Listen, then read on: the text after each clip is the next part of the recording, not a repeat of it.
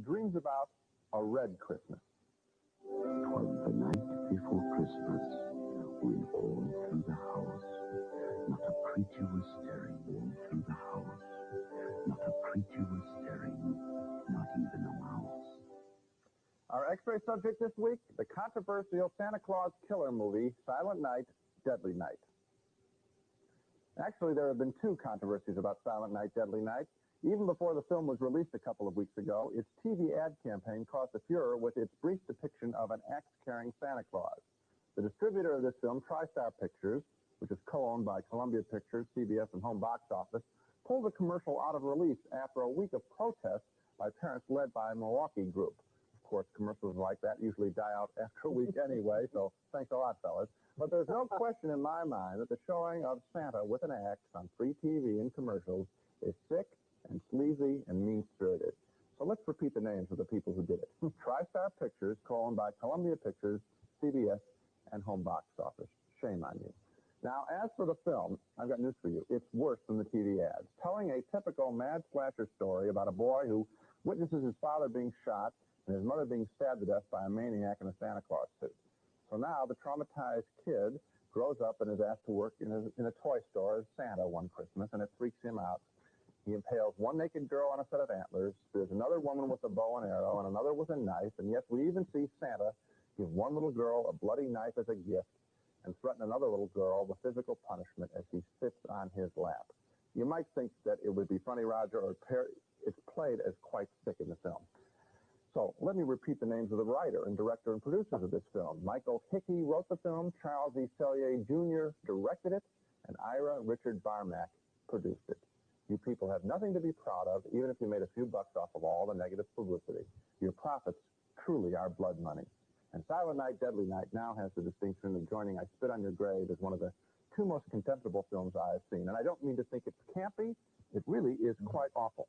I'm glad you mentioned those people's names because quite frequently they think, gee, we'll make this exploitation film, we'll be able to buy our Mercedes and live in Bel Air and nobody will ever know what we did. But I would like to hear them explaining to their children and their grandchildren that it's only a movie. Yeah. I think that would be a real interesting explanation.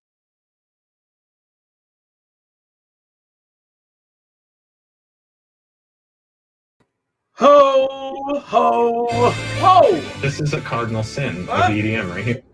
There we go, Billy. Whoa, hang on. I had to make the audio louder to try to save the damn...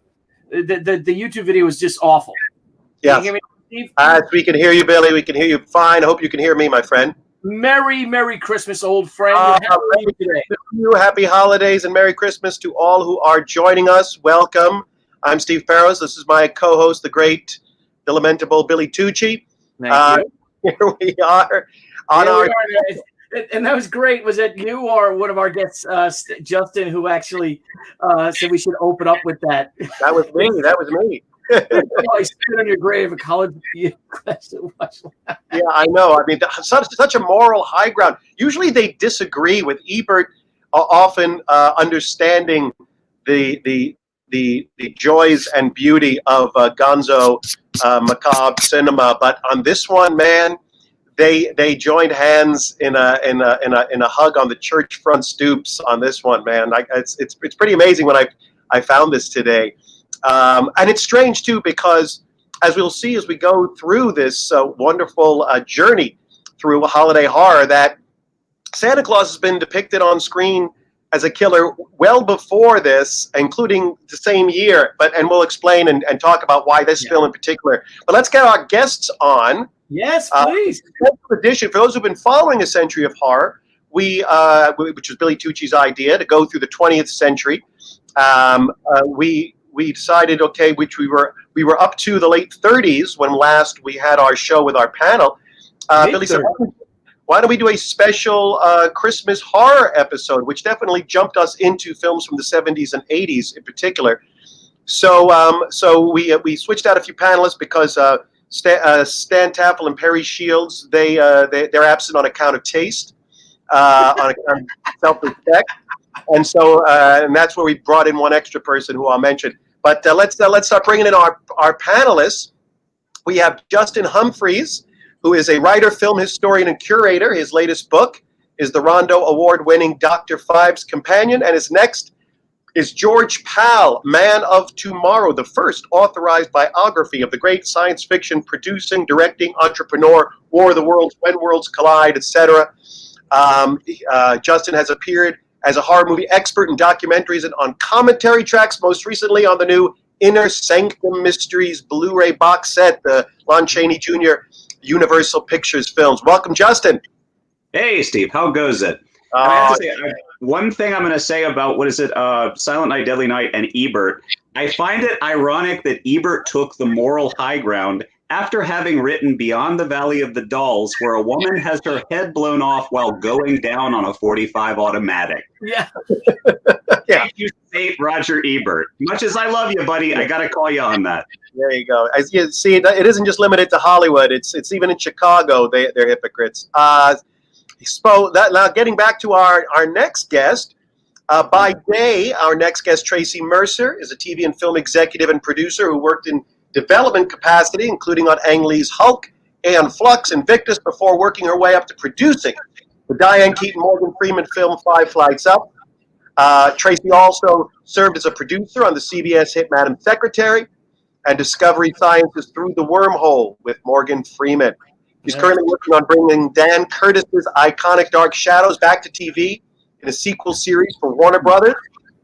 By night, however, that's where we got her. She's the fangirl whose life changed when she saw Alien in third grade, and she still can't get enough of midnight movies and horror. We are bonded in that I am as thrilled as she is that she now owns a Tom Atkins Detective Ray Cameron figure from Fred Decker's Night of the Creeps.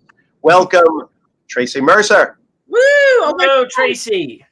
Hey, Tracy. How goes it? Hey, guys. I'm just here with this amazing product placement. A little Stoker Wells love for my friend Steven here. I mean, I'll be honest, there's water in here, but, a gin martini in here. So oh, there you go. Look at that. Stoker and Wells, isn't that the highly well-reviewed 94-page graphic novel that is now selling for 20% off on Indiegogo? I think it is. Wow, and that mug is a steal at $10. I know. Can't be. It's like great, Stephen. Wait a minute. No, but I'm so glad that you guys invited me here when two of our panels felt like they had better taste, and so thanks for selling into this. You adjusted that no choice. That's why you like me, and that's why you're on this episode in particular. It's one of many reasons why we like people with no taste, like ourselves. But I also feel I have to share Justin's kind of what up, Roger Ebert, because what I love about him beyond Valley of the Dolls and Myra Breckenridge, he usually gets the cult fun stuff. And I remember Aliens, which of course is very seminal to my life. I remember watching Siskel and Ebert talking about Aliens, and Roger Ebert's like, "Yeah, this is great," and Gene Siskel's like, "How dare they keep a young girl in danger for a third act?" And I was like, what are you talking about? And it was this crazy, how do you miss Aliens so badly that you've got a mom saving, it's not my daughter, but it is her daughter, right? Saving new. How do you not embrace that? Gene Siskel, again, R.I.P. Yeah. I never understood why Gene did not love the genre. I think that's what it is. Oh, yeah. He had that it was like Pauline Kael. He always looked down his nose at it. She was a horrible snob. And the other thing, but Ebert would stand up for Dawn of the Dead. Yes. Wait, before we get into gory films, that's why we brought the whole holding the moniker of bad taste up high. This is a man who once said to me, if it doesn't have kung fu ninjas or I can't remember or flying monkeys, he's not interested. Dan Madigan is a horror and gore aficionado. He wrote for WWE, World Wrestling Entertainment, not only creating characters and storylines for world-renowned wrestlers, but also writing their WWE's debut horror movie, See No Evil, starring Kane, which Dan disowns vehemently. He's the author of the definitive volume on Mexican wrestling, Mondo Lucha a Go-Go, and was the right arm and surrogate son to Texas Chainsaw Massacre's Toby Hooper in his final years, for which we all owe Dan Madigan a debt of thanks. We welcome Dan Madigan, first time on the show. Hey, hello. How's it going, buddy? Hello. Can you hear me? Yes, we can hear you very well. Nice to see everyone. I'm glad you're here. We got rid of 2 classy people and brought on 1 loathsome one. Is that okay with you, Dan?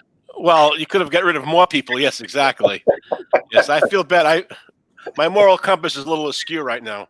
I think all of us share an uncompromising commitment to sordidness. That's a good thing. Of course.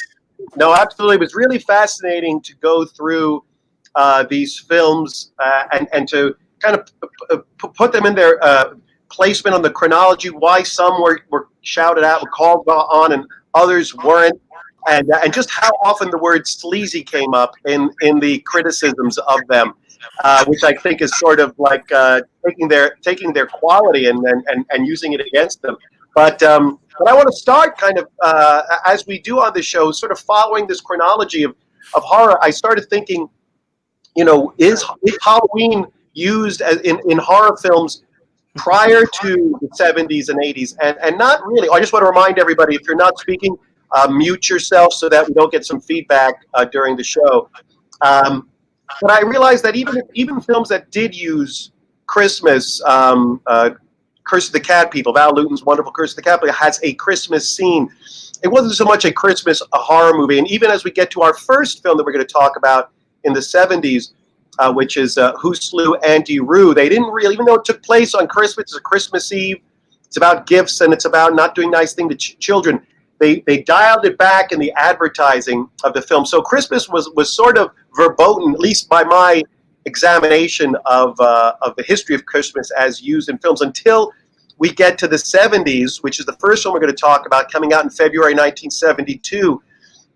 Who Slew Auntie Roo, directed by Curtis Harrington. See, even here, you do see a child's toy, and this is only one of all the poster art did not have an axe on a teddy bear and blood coming out.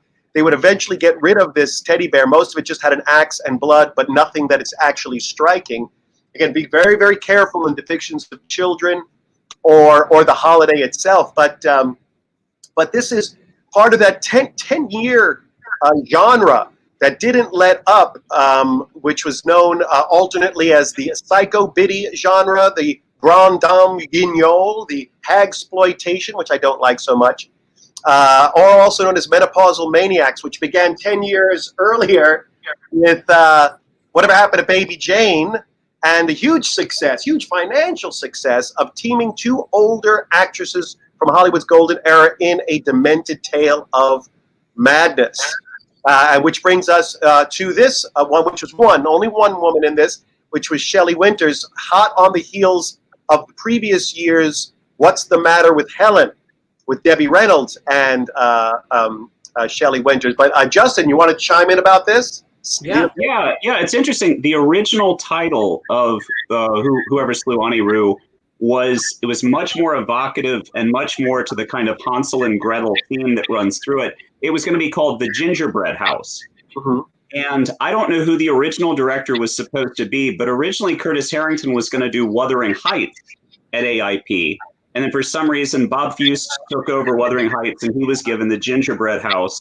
And then again, to go, to sort of play on that Whatever Happened to Baby Jane kind of genre, they changed the title. But it's amazing how relatively low key and tasteful and well made Curtis's movies were for AIP. Any of them, but especially that and What's the Matter with Helen. He was hiring really, really good actors, Ralph Richardson, all these different people. And he was a man of taste and wit and style, and it shows in those films. Yeah, even the TV movies that he did, not Dead Men Tell No Tales. I forget what it is with George Harris. Dead Don't Die. The Dead Don't Die. Dead Don't Die. Reggie Nalder scared the hell out of me. Tracy. I just have to say, as a Generation Xer who's loud and proud, he also did some of the Wonder Woman and Charlie's Angels episode, and so we love him also for that. Wait, what's that? You got a little garbled there in the audio. He did a lot of Charlie's Angels and Wonder Woman episodes. I did not realize that. Wow. Yes, he understood how to work with women. He was amazing, and I just love his work. Yeah, I got to tell him because everybody who likes horror films, and even if you don't, you remember the first movie that gave you nightmares. And for me, it literally was the last 45 seconds of What's the Matter with Helen. It's the first thing that anyone who's seen it, It just creeped the hell out of me. There's a song, Goody Goody, that is used, being played on the piano, pounded by Shelley Winters while we see a horrific image. And I literally couldn't hear that song without getting chills. I literally had nightmares about this. And I got to tell him it when I met him one time at the Egyptian Theater. And he just looked, he was so happy to hear it. He was so happy to hear that he had created something. I'm sure he'd heard it before, but I was just, for some reason, I think that helped me finally purge it at the age of 38, you know. But and he was so proud to have traumatized a young child. I think he really was. Yes. Yeah. My work is done here. Justin? Oh, yeah. No, I was just going to say, and this movie has Chloe Franks, who's in a million horror movies. It's the little girl. Like, she was the perpetual little girl. And I think it's House That Dripped Blood and this. And, I mean, just shows up again and again and again. And, yeah, Curtis was a very, very talented person. And if you look at the people that he chose as art director or cinematographer or makeup or whatever, he was putting his money in really, really good places. He was spending it really well. He was a sharp, sharp guy. Yeah, for those who've not seen the film is out there and available. Basically, Shelley Winters is a very, very wealthy widow in a gorgeous mansion. I forget what decade it takes place during, but it's not the present.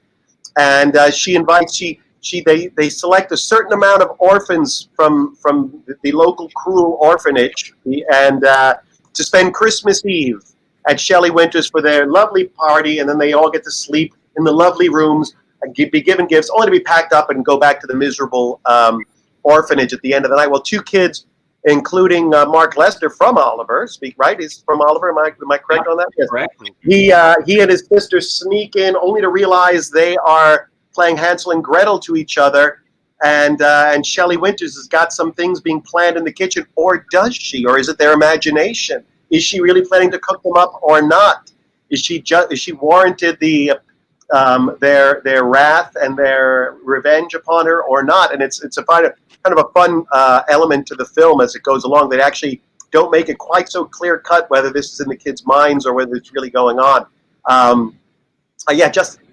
One other thing, I got to give a shout out to Michael Gathard, the character actor Michael Gathard, who's just, he's one of those Brit actors like Ronald Lacey that, like, the second he's on screen, I get the biggest smile on my face. You know, he's in Scream and Scream Again, The Last Valley, The Devils.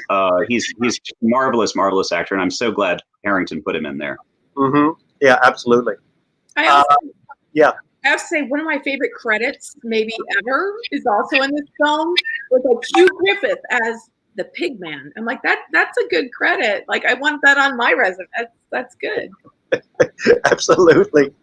So now we're staying in the 70s. Only a month later, movie theaters were truly graced with a return to the anthology horror film from UK's, London's Amicus Films, which is a sort of rival to Hammer. Not really a rival. Hammer sort of had the corner on horror, British horror.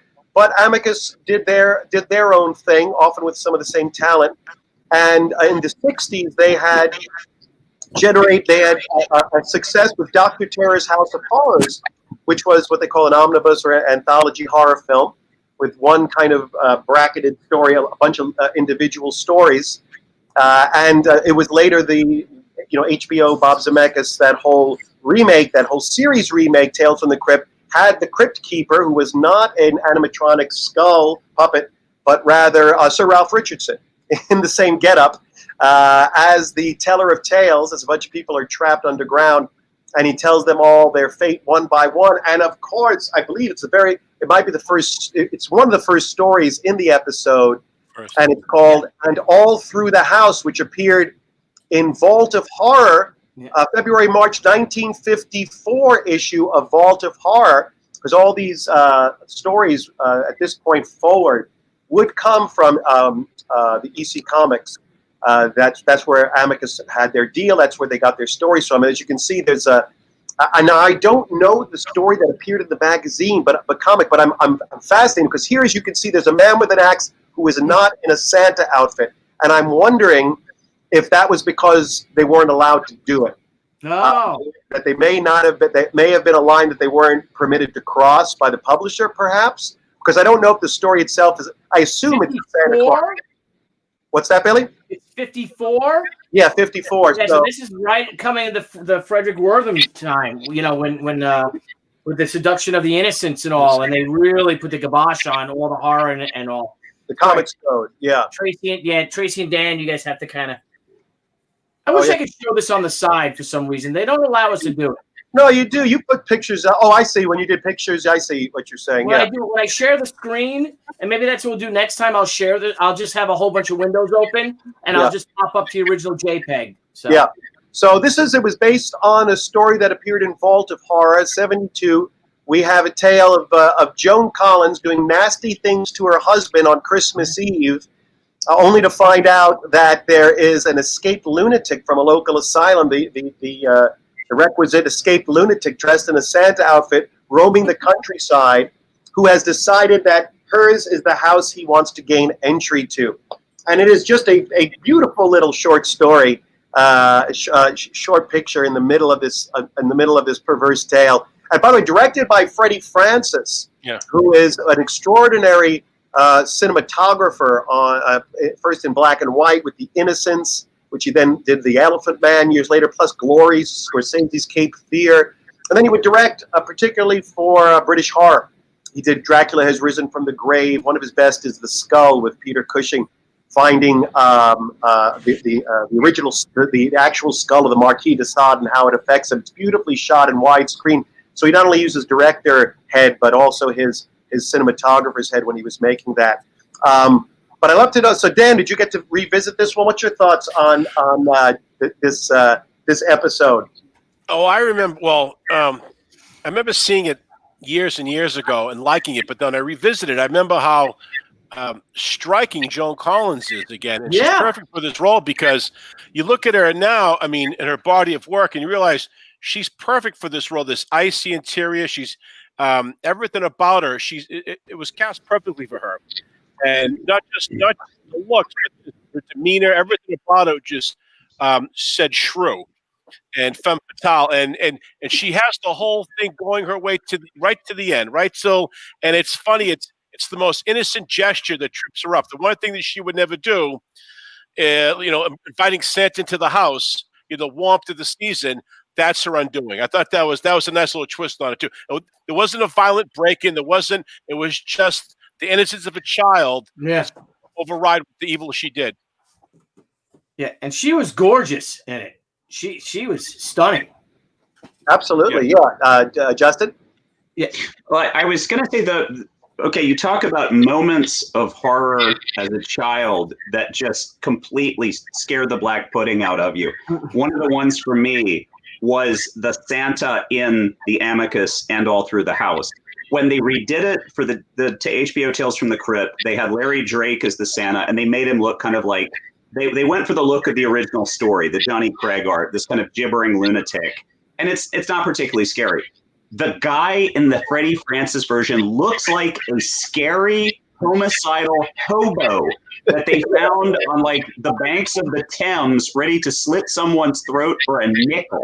Yeah. And then put him in a Santa suit. I mean, he looks like he smells horrible. He looks like I don't know who the actor is, but he's fantastic. And the little girl, again, it's Chloe Frank. Well, I'll tell you what's interesting is that the Brits seem to know that that less is more in moments like this.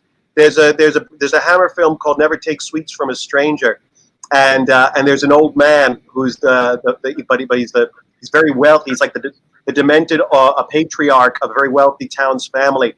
And they think that he's the one who's doing this, basically molesting children. And his son, who's very wealthy and is trying to cover it up. And whatever they cut to him, he's so minimal and he's so creepy because he's not trying to be crazy, and it's even that more, It's. Yeah, Dan? No, it's taken from the page of the Douglas Dunning School of Acting, where less is minus is much better. Minus is much better. The less Douglas, the better you are. That's what I. When I was gobbling Roger Moore in Switzerland, Tracy, before we go down too much the rabbit hole there, yes. No, I just want to say I had never seen Tales from the Crypt before you said this time. I grew up with Creep Show. Right. And I love Creep Show. And I love there's always a really smart twist. There's always a thing. And I just felt like first of all, I never saw Jane Collins that young before. I knew her in the Dynasty era. I was like, oh, okay. But what I love about this is that, because we live in terrible times right now, spoiler alert, but the idea that this terrible woman does this terrible thing, and then the worst possible nightmare, right? Like there's the dude dressed as Santa who's going to invade your house, and she's like, I can't call the cops because I've killed my husband. I'm like, that is amazing. And I love that she's like, okay, I'm going to throw him down the basement. I'm going to make it even worse than it is. And she's trying to make, I can pin the death on this crazy guy. And then the innocence of the little girl, the little blonde girl who comes in, is like, Mom, music. I was like, that is like the best just twist. I'm here for it. I thought that was so beautifully done and just amazing. And the whole payoff with Ralph Richardson as the crypt keeper. And Henry's like, here's my strangers. And you're all great payoff. I love the ending, if I may, how, when the first actor falls down into hell. And then, and it's this violent thing of him falling into this burning, abyss. And then at the end, all the three remaining, killers or whatever, they just, I guess it's my turn. And they just all get up and they just walk to it, well, okay. Amicus did that consistent. That was sort of, I think, because Amicus is the brainchild of Milton Subotsky and Justin. What's the other guy? Max Rosenberg. And Subotsky was the creative guy. Subotsky was the creative half. Yeah, and they did that. They did that starting with Dr. Terror's House of Horrors. They fight against death. They fight against it, but in the end, they just kind of walk lockstep together into the abyss. They did that in Vault of Horror as well, which is one I happen to like, which is a good one. Tracy? I also I want to give so much good sound design in this. But the idea of Joan Collins throwing her murdered husband down the stairs to the song Tidings of Comfort and Joy, and you're like the music undercutting everything that she's doing. I'm like, someone literally loved and cared about this movie. There is a lot of detail work and passion here that it's wonderful. And the whole thing just takes place in one room. Really? Yeah. Mm-hmm. Now, Steve, we're getting some reverb from you. Okay. So it looks like it's, I don't know what you have plugged in or what you don't or something, but just when you're not speaking, then just mute yourself because it seems to be coming from you. It's coming from inside your computer. Right. Okay, hold on. I say that might help. All right, hold on here. Okay. Next. That might be a little better. Maybe that might be a little better. Yeah, it does sound better. Okay, very good. Dan, I want you to know in our free-for-all format here, if there's something you want to add, as you may have noticed, Justin and Tracy kind of just show me a little gesture, and I'll know that you got something you want to chime in on. It like Justin is just doing now. Did you want? Was that an illustration? Yes. Yeah, I wanted to throw in one more thing about Tales from the Crypt. When I was a kid, I was lucky enough. I got the phone numbers of a lot of the old EC Comics artists, and I talked to a lot of them and got sketches from them and stuff. And I got to know George Evans real well. And George told me that William M. Gaines, who published the EC Comics, his favorite story in the Amicus Tales from the Crypt was Blind Alleys, the last one, the one about the home for the blind. Yeah. Just to throw that in. Yeah, that one's I always thought this was that Tales from the Crypt is really one of the best, and I'm surprised a lot of British horror groups. They don't chime in nearly as much about it as they do some of the others from Beyond the Grave or some of the. But I just think the stories. I think pound for pound is just every story is a winner in this one in Tales from the Crypt.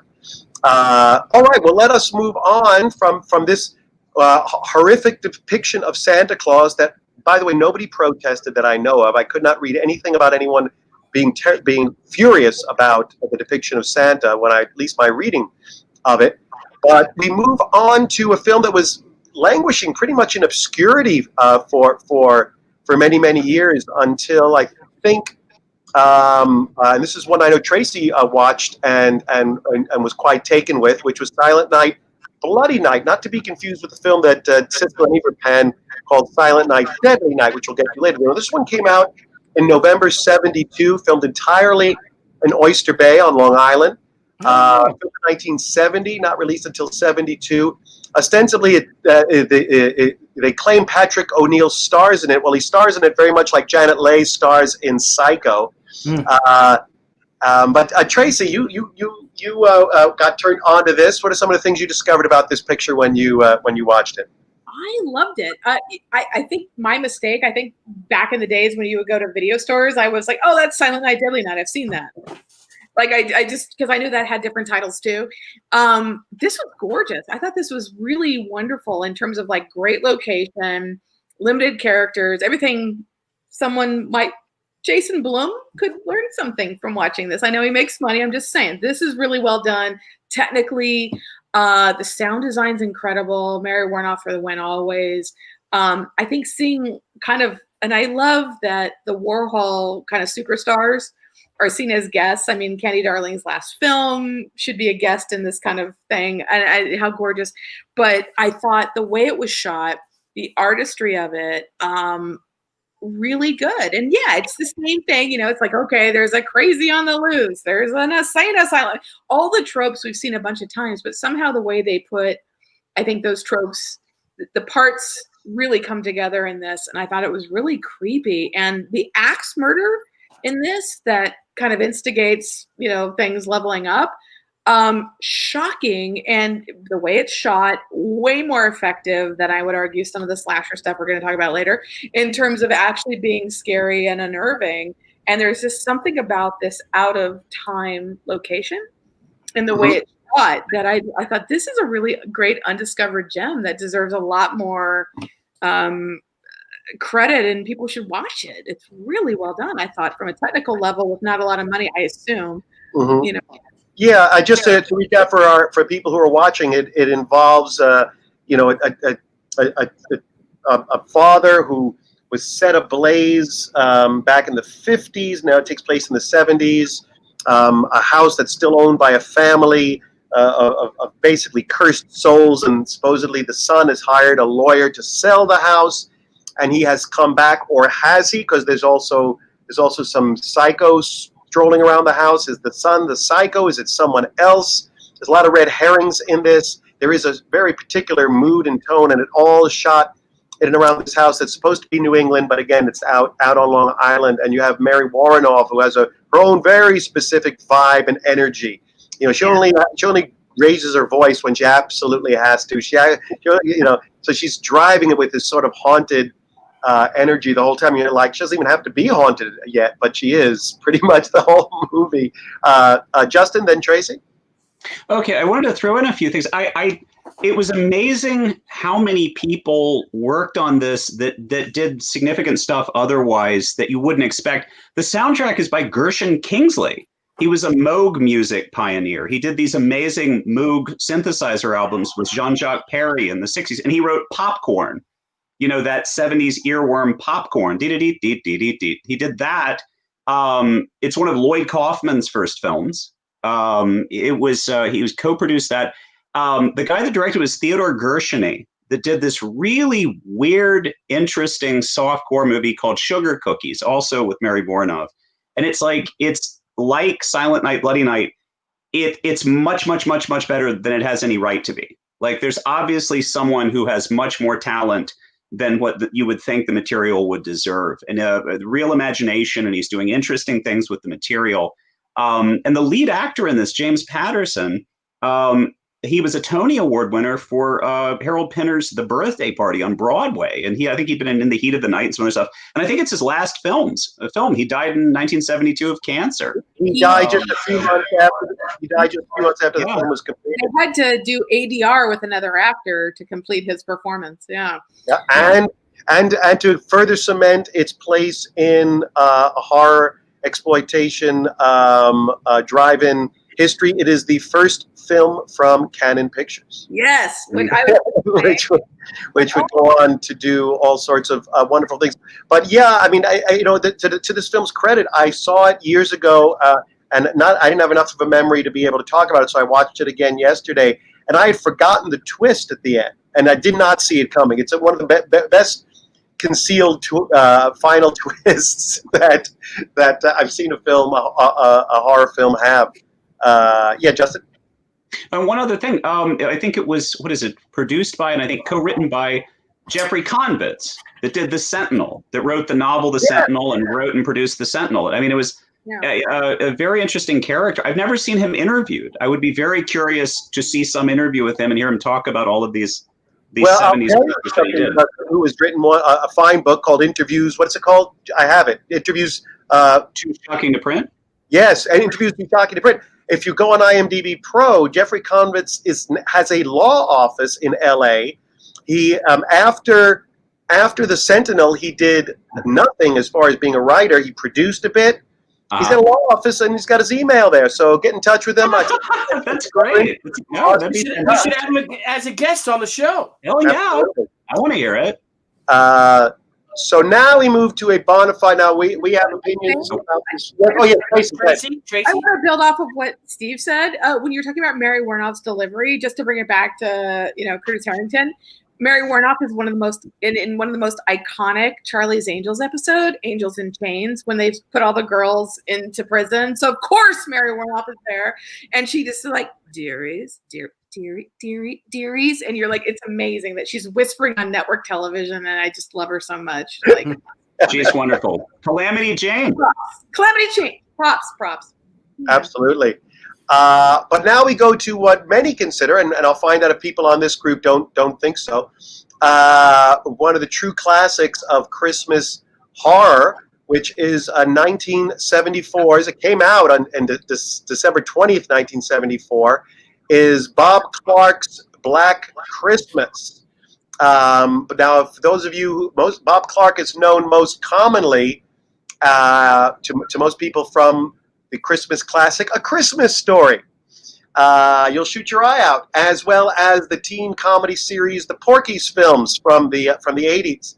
But we here on the Century of Horror know him not only for Black Christmas, but for his triple bill of horror films that sort of launched him: Children Shouldn't Play with Dead Things, Death Dream, which is about a returning Vietnam vet, and finally Black Christmas. And now there are many who believe that that John Carpenter was heavily influenced by Black Christmas when this film came out. You could take that off the screen, I think, at this point. Yeah, I'm.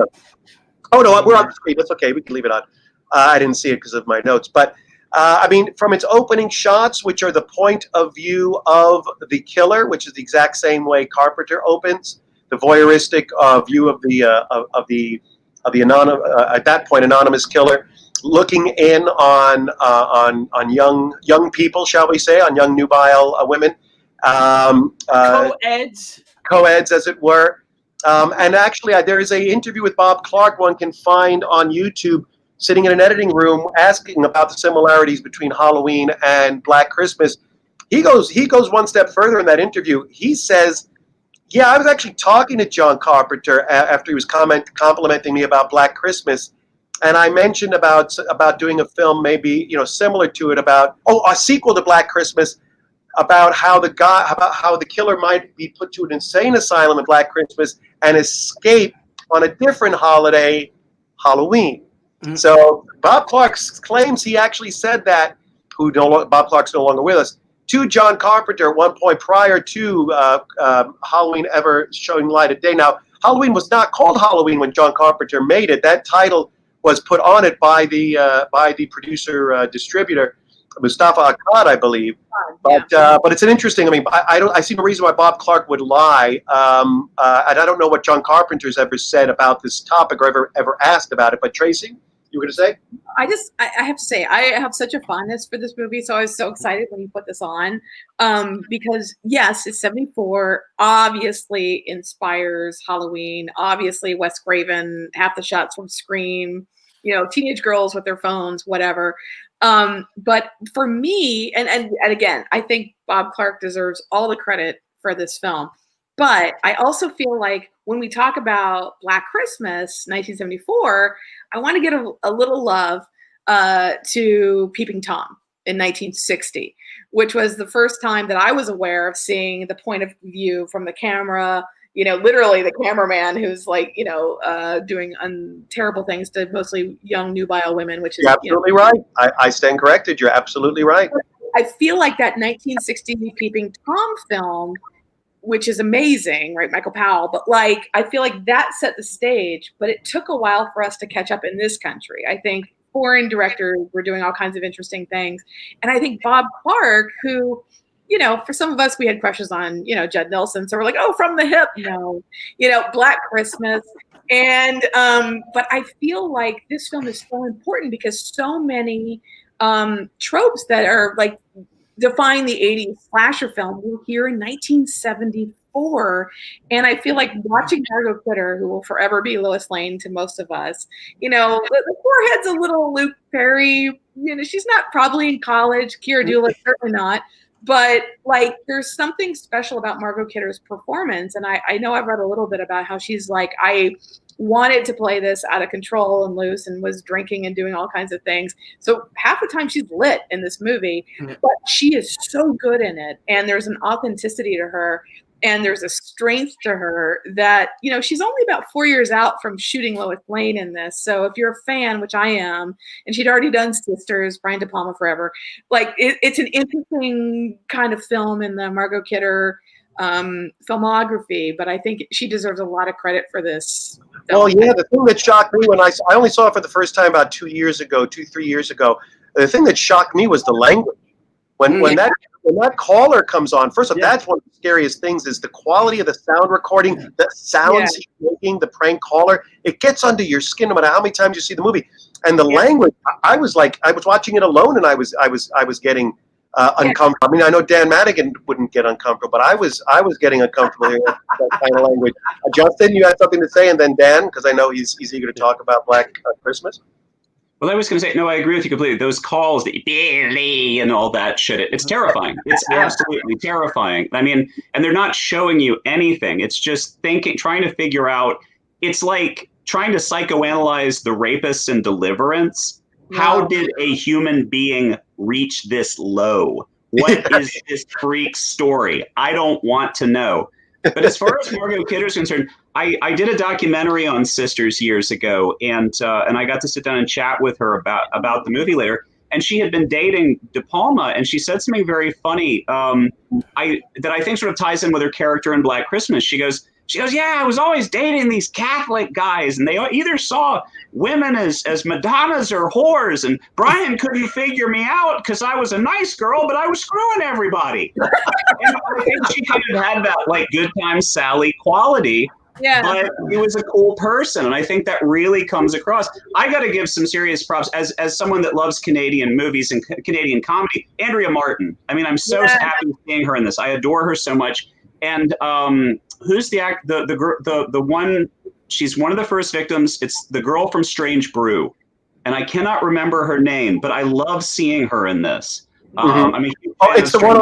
Is it the one on the poster who has the cellophane over her? Yeah, it's her. It's her. And another thing. Okay, I love Exploitation movies, and I love Cronenberg. So it's so good seeing Les Carlson show up as the phone guy at the end. And we were talking about tropes. I'll throw this in about tropes. This is one of those horror movies that wisely played on urban legends. The urban legend of get out of the house, the killer is in the attic or whatever. But like they fool with that in a really cool, very kind of primal way. Well, it's also a Gen Xer. Like I grew up watching first When a Stranger Calls. Like it's the callers from the house. Yeah. Oh, Black Christmas did this earlier. Yeah. And I feel like that whole concept, like we got to give Bob Clark a lot of credit for this. I also, one of the things I loved about revisiting this movie, unfortunately, having spent too many years in development at the studio level, you would never be allowed today to have this ending where we find the two bodies, no one investigates the attic. none of that. But to me, it's almost like the horror version of like French Connection. Like, dude runs out the door, pop, fade to black. And you're like, I didn't see it, but it's like, it just happens off camera. And you're like, that's awesome. Like, we couldn't do this today. And I just think it's such a awesome ending, and it's audacious. And the fact that it set the stage for the slasher. I mean, obviously Halloween popularized it, but we got to give Bob Clark the credit for like a lot of us in the 80s. Everything we saw after Halloween was really anchored to this film too, and it's hugely important if you like the genre. I think. Lynn Griffin, thank you, Wanberg Productions, our good friends at Wanberg Productions, Simon.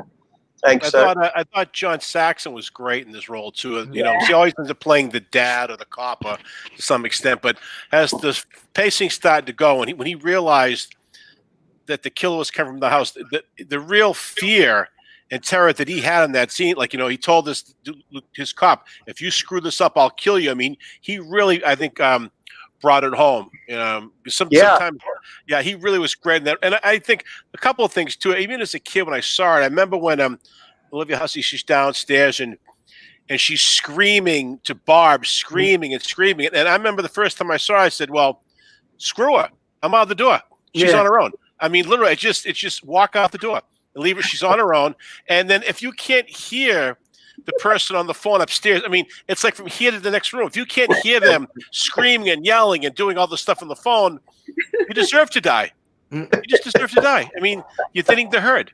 As simple as that. I mean, I would have, at the moment I heard that voice, I would have walked out the door to the cop car. That's it. The story's over. Yeah. I mean, the cops giving her the out. I mean, it's a big, giant, thick, 19th century home. So we buy that. But there she is. The door is like 5 feet from her. It's not Xanadu. It's only it's the house isn't that big, and the screaming of this. And I just would have said, it's survival of the fittest. I think in a lot of these films too, the gene for self-preservation somehow gets washed away. People doing stupid things. Yeah. That very well might be the first film where they said, like when kids make stupid decisions in horror films. I mean, she ran right to the basement, but it was. I mean, I think overall, looking back at that, I remember even seeing the trailer to that film was upsetting. It was unnerving. The trailer was the way it was presented.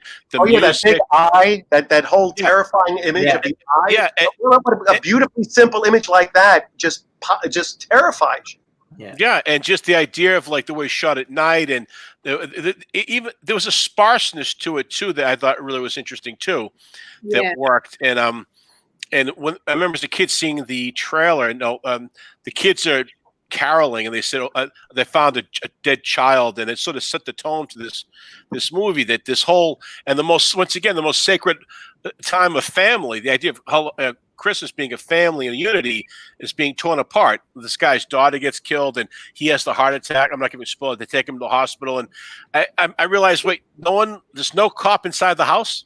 Yeah.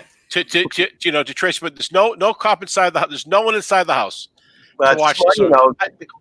But not very bright. But one of the things that the last two films have in common, and actually all the films we've talked about, is they take a hold of you and they hold on to you by this consistent, whatever dream they're trying to sell you or nightmare, they never stop it. They never shatter it. And they keep their tone from beginning to end, and they hold on to you. Something with Black Christmas, Silent Night, Bloody Night, that episode creates a perfect dark comic tone in Tales from the Crypt.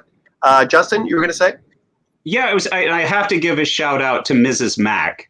I absolutely love Mrs. Mack, the drunken house lady. It's like Bob Clark, of course, was great at comedy, as we know from Christmas Story and Porky's and even his straight movies. But and I think, as I recall, he originally wanted Bette Davis for that part and didn't get it, which would have been fantastic. Yeah. I think just one overarching thing about this movie, a lot of the movies we're going to be talking about are crap. I mean, the 80s Santa slash movies, they're garbage, and that's part of their charm. But the thing about Black Christmas is, it really makes you realize just how trashy and worthless a lot of the horror movies of the 80s are, because it's so well shot, it's well written, it's well acted, it's well put together. It's as close, I think, as a Canadian movie gets to a giallo. I mean, it's just a really, really well-made movie, and I think that's why it's lasted.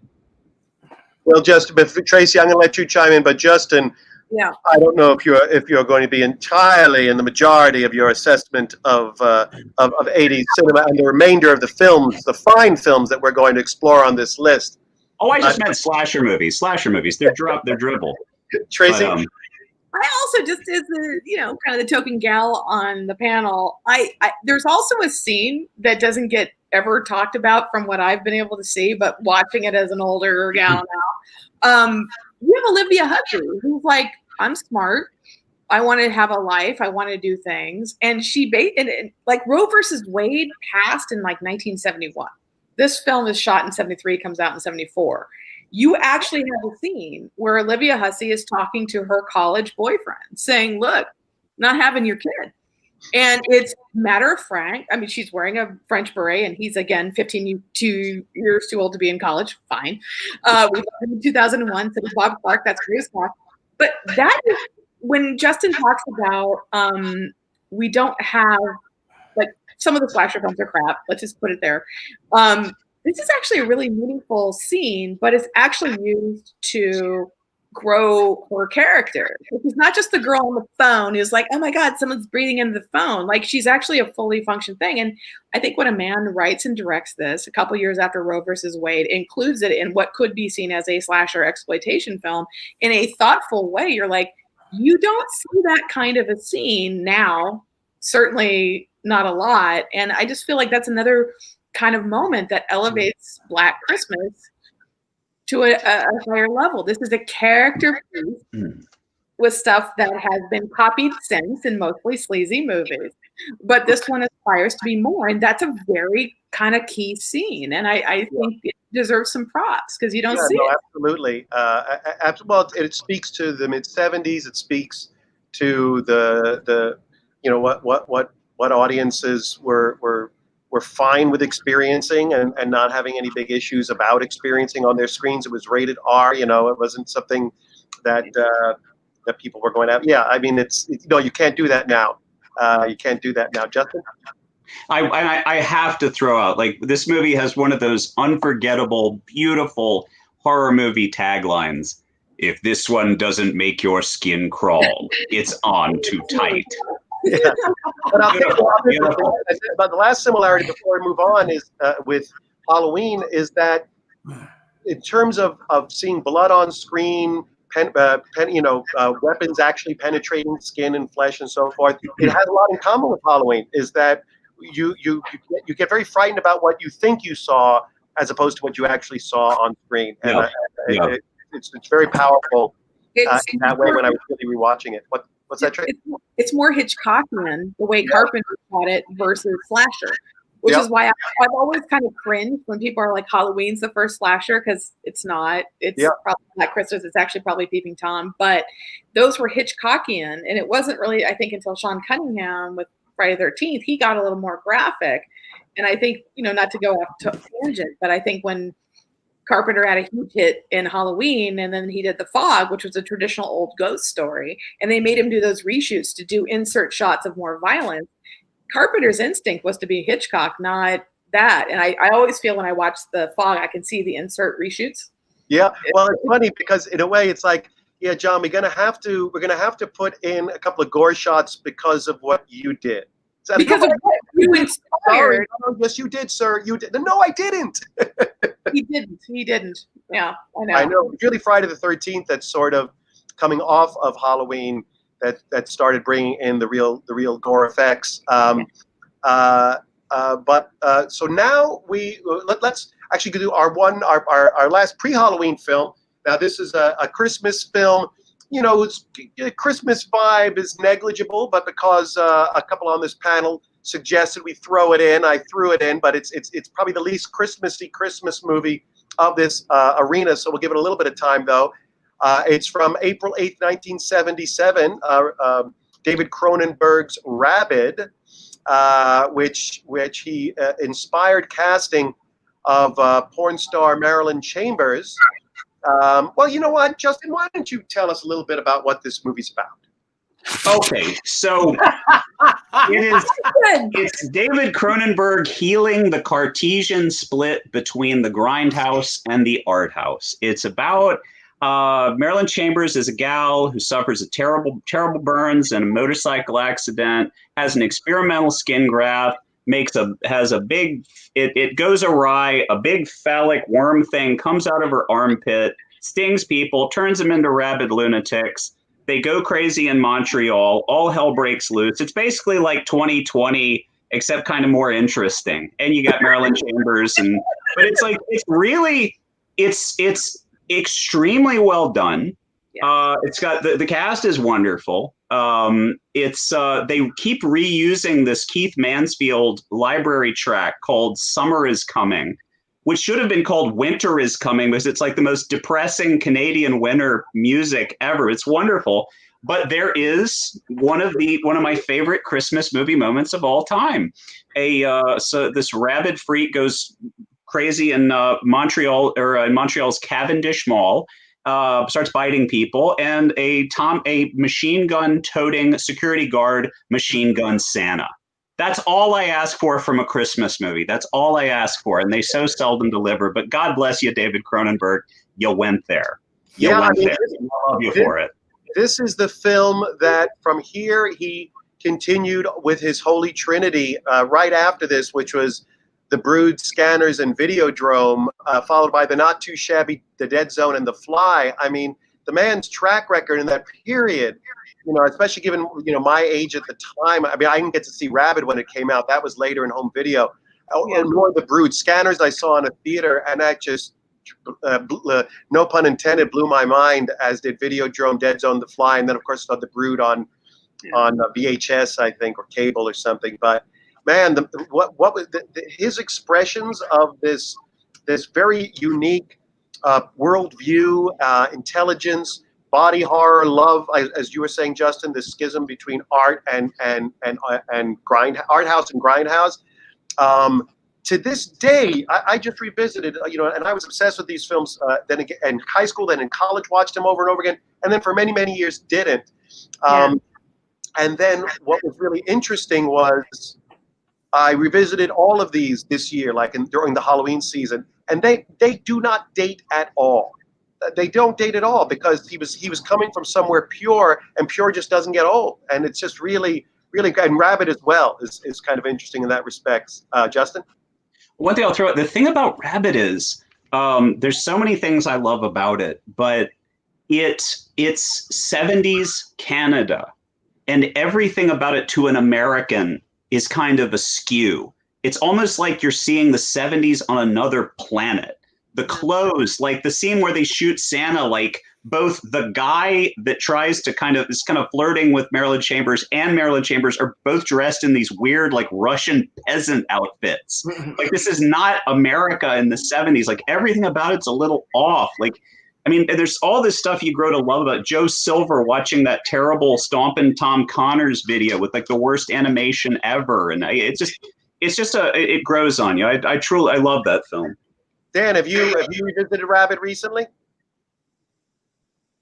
Oh, your audio's off, Dan. We got you? No, I don't think so. Try to figure it out. Maybe it's not plugged in. Your plug may have came out. There we go. Tracy? I was just going to say, one of the things I thought was really interesting about Rabbid, I'm so glad that Justin kind of threw it into the mix, because I, like you, Steve, I saw it, when I was in high school on video, Tower Records, Midnight Movie Rental, loved it. Cronenberg is one of my favorites. But it occurred to me watching this, like, this is 1977. And in 1976, something interesting happens in American television again, The Bionic Woman. And what's interesting about The Bionic Woman, right? Jamie Summers, Lindsay Wagner falls out of a thing. She's dating Steve Austin, Lee Major. She dies. She's a guest star in $6 Million Man. She dies. Like, they kill her. And they're like, wait, she's popular. And Lindsay Wagner is still under contract to Universal. So they do a spinoff show where she magically comes back to life. And now that I'm older and I rewatch those, because I do, Lindsay Wagner, much like Marilyn Chambers' character in Rabbid, has a terrible accident, and there's a lot of men, without her being awake, who make decisions about her body. And so if you're the bionic woman, it's like you're half machine, but you're going to work for me after I make you that. And until you get to the very last episode of The Bionic Woman, written by Stephen D'Souza, where she finally goes, hey, I didn't ask for this. And it's interesting, right? Put that aside because we're talking about Rabbid. Here you have Marilyn Chambers, who did not ask to be saved, whose boyfriend wasn't there. This plastic surgery guy, not a surgeon, does this thing to her, which then turns into this, like, under the armpit, we're really upset about the sexual whatever that comes out and destroys men, and then they bite people, and we have a plague. Faster than you say COVID, watch this today, you'll see it differently. But I feel like there's something about consent and the female protagonist who didn't ask for this and then is unleashed on the world. And I feel like Cronenberg, his film comes out like a year after the Bionic Woman offshoot. I don't know that there was any connection, but there's something interesting about that thing. And then when you realize that Ivan Reitman, who has an EP credit and a music supervisor credit, how weird is that? You know, Cronenberg wanted Sissy Spacek. And they said, depending on what version you read, we didn't like her accent or she wasn't sexy enough. They, you know, Ivan Reitman said, wouldn't we be better off doing Marilyn Chambers because she's this huge porn star, Beyond the Green Door, all this kind of stuff. And she's sexier, he thought. And so suddenly, Cronenberg uses that and plays with it. But what I love about it is that the director himself wanted Sissy Spacek. So when you have a scene with Marilyn Chambers walking to camera, and there's a Carrie poster, I'm like, Cronenberg found a way to get Sissy Spacek in this movie, and that's awesome. So just putting that out there. No, I think you're right. I think ultimately the casting of Marilyn Chambers, of a porn star in this part, and she was known to the masses because of Behind the Green Door, Beyond the Green Door, Well, It was a dichotomy, right? Because she was the Ivory Snow Girl. She was the model for soap, and then she was the porn princess. And so she has that dichotomy. She was cast because allegedly in the porn film, they thought she looks like Sybil Shepherd. Right. And so she's like America's girl next door, but pretty, but accessible. And so actually putting her into this, but she's great in this role. I think she's great. Dan, I want to see how are we doing with your mic? Can't hear you. Not plugged in. You want to leave the room and come back? Maybe just come back on. See, maybe something went wrong. Can you do without having a mic, Dan? Do you need your headphones and mic? How's this? That's good. Yeah, that's right. Yeah, I found it interesting. Rabbid and also Shivers. This type of correlation between maybe it's a Canadian thing where any sex leads to some sort of level of I don't know, not even debauchery. It's just like they look at sex, at least Cronenberg's view of sex, as being some type of what's the word? A pandemic. It's almost like, if you look how Shivers ends up, right? And the whole thing about is he's trying to fight back and not get, and at the end he's overtaken. And in both cases, right, the idea of sex sort of like wipes out a whole society, or just sort of, at least that ending shot of her Marilyn Chambers being thrown into the dumpster. And it's almost, and this is funny, this predates AIDS by several years, and the whole idea is her coming out of the porn world, the idea of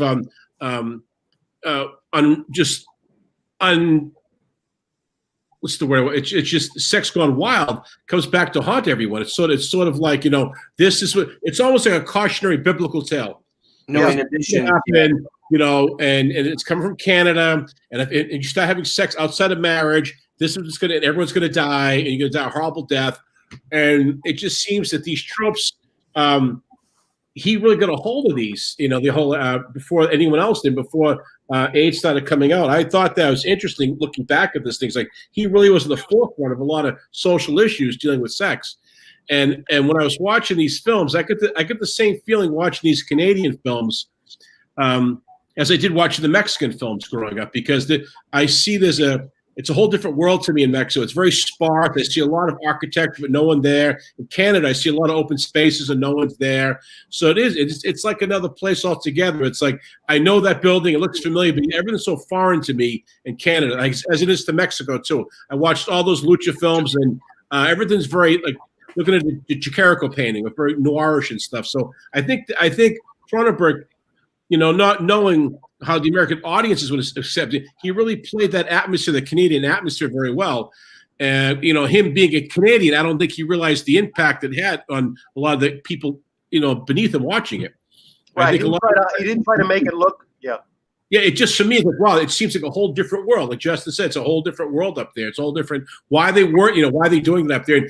And the whole idea of the city quickly becoming overtaken by this thing, it's kind of, not saying it's reflective of today, but literally we're going through a pandemic where it's happening today. We're only a few degrees off. The guys with machine guns killing Santas today. We're really not that far off from it, So it's kind of interesting how we foreshadowed this. Justin? Okay, I have to say the basic plot of this is just drawn from history. It's Typhoid Mary. It's the person that's the carrier who doesn't get the disease. I mean, she's basically Typhoid Mary. Dan's absolutely right. I mean, when you go to Toronto, when you go to Canada, there's all this weird brutalist architecture that's like, I mean, Cronenberg uses it so well in The Brood, in Scanners, in everything. I mean, he makes Videodrome makes Toronto look like Detroit, which is hard to do. I mean, it's like, Peter Ustinov said that Toronto is like New York run by the Swiss. I mean, you can eat off the streets. It's ridiculous. But I think that feeling you get in Canada, like the people in Canada are so nice and the society is so polite. And Cronenberg used to talk about how draconian the censorship was there. I mean, you could go to jail for putting footage that had been cut out by the censorship board back into a movie. It was draconian. Yeah, that makes stuff like that so much more interesting and exciting. And that's why you get guys like David Cronenberg coming out of a polite place like Toronto. I mean, it helps that the guy's brilliant. So. Yeah, and it's funny, some of those brutal hockey players and wrestlers are Canadian, but you take them out of that element, the wrestling ring or the hockey rink, they're the nicest guys in the world. Yeah. So they save it. And you talked about the draconian element. I have a dear friend of mine, Dr. Ranjan Chibber. He's a professor of film and throughout he's different universities. And he was teaching up in Canada. And Steve, you're a teacher, and when you want to show a clip from any movie, any film, you put a DVD, or a VHS in, and you'd show the film, you'd show the movie. That this is what you're going to show the class. In Canada, for my friend Ranjan to show any type of clip or a movie, he needs written permission from the producers.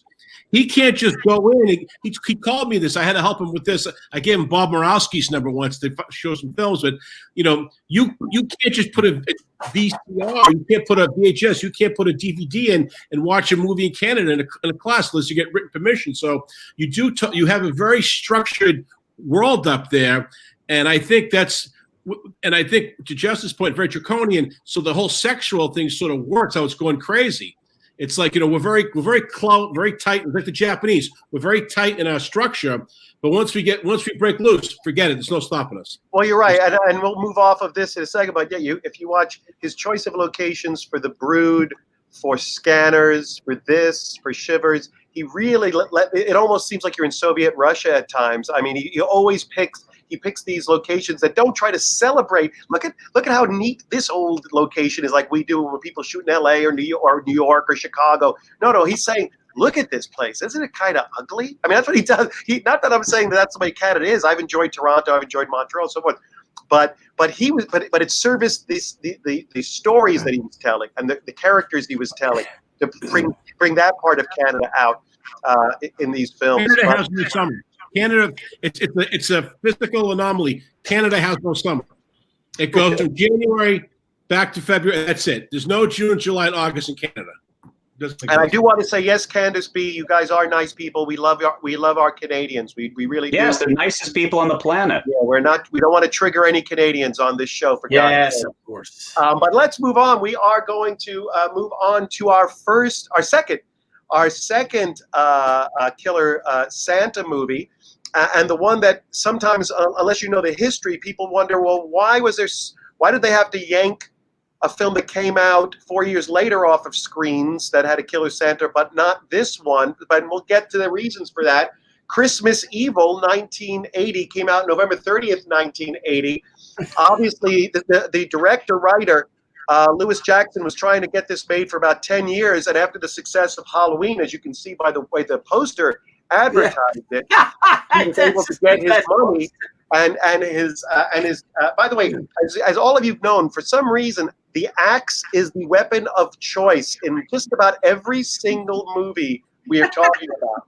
The axe, well, despite this one on the yeah, we'll go back to the axe. Yeah, but there are axes from Who Slew Auntie Roo. I mean, certainly the earlier ones we mentioned.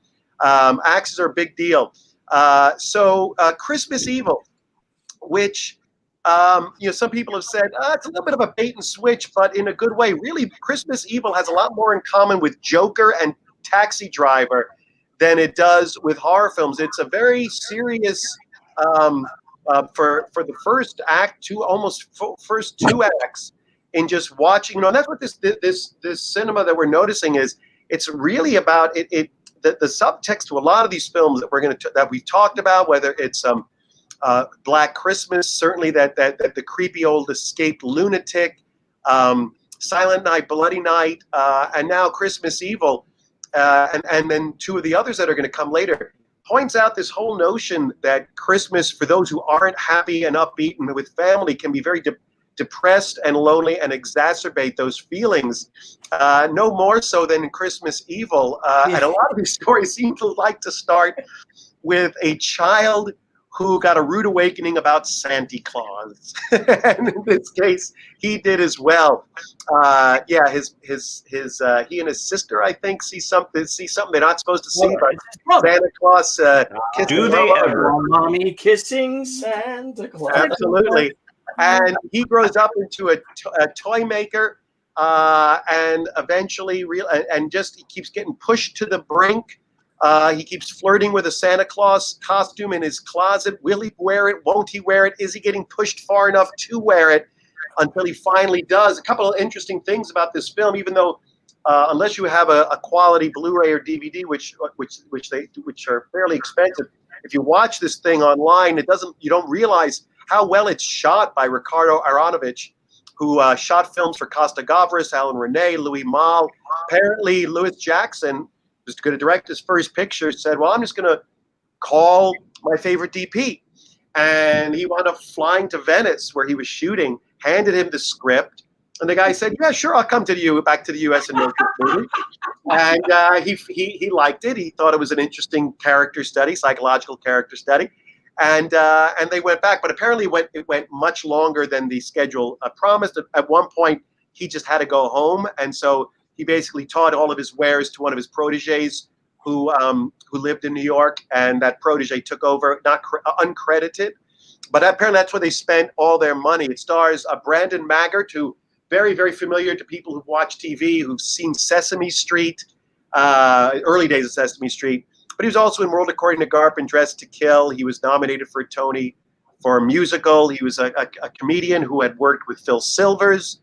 And it's a really interesting, serious performance. He actually was asked by the director to study the final scenes in Fritz Lang's M, because he was having a hard time really latching into playing the character from his point of view, from understanding why he would go about the actions he's about to go through. And they watched together. The director screened for him M and Peter Lorre's great final monologue, and he said that was a big turning point for him in playing the character. But he was a real legit actor in this part.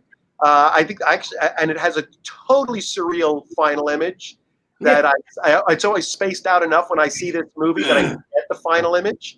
And so it was quite a delight to see it this time. Tracy? Also, random trivia, he's Fiona Apple's dad. Yes.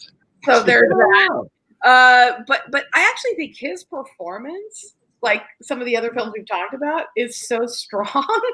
It elevates what could be, just a slasher, but there's a heartbreak in him. And it's not just that, like, am I going to be Santa or not? It's like, I believed in Santa I'm becoming a toy maker. Now I'm a doughy middle-aged guy and I want to be promoted and everyone's making fun of me at work and now I'm going to spit on their graves or after I create their graves. And then he does this thing but there's this heartbreak where I'm like, yeah, he seems okay until everyone started picking on him. So once again, like the prom nights and the terror trains or whatever, I'm like, this is the cautionary tale about bullying because you never know. The guy next door to you in your cubicle could become this guy.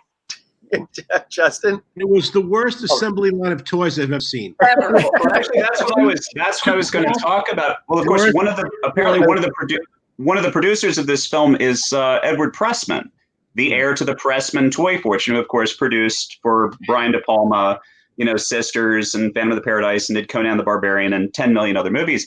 But years ago, I interviewed Jack Fisk, the production designer, and he talked about looking for a location to be a depressing prison in Phantom of the Paradise. And he went to all these prisons all around New York, and none of them was depressing enough. And then he went to the Pressman Toy Factory. And he said, this is the most depressing place I've ever been in my life. And that's what they used. That's where the assembly lines are. And that's what's in Christmas Evil. I don't know if it's the same toy plant, but good God, it's like a gulag. I mean, it's horrible. It's like there's something like it's in a weird way, it's a brilliant choice of a location. It's like it's so soul crushing on every level. And I do think, and yes, the ending is magnificent, especially with that really upbeat synth music. It's magic. It's pure magic. So I think the bottom line is. Wait, go ahead, Dan. Isn't Jeffrey DeMunn in this? I'm not sure. Who's Jeffrey DeMunn? Didn't his brother? Oh, is he the actor in the Green Mile? Yeah. He's on Billions. Yes, that's his brother. He really gives a great performance of a brother who's really just.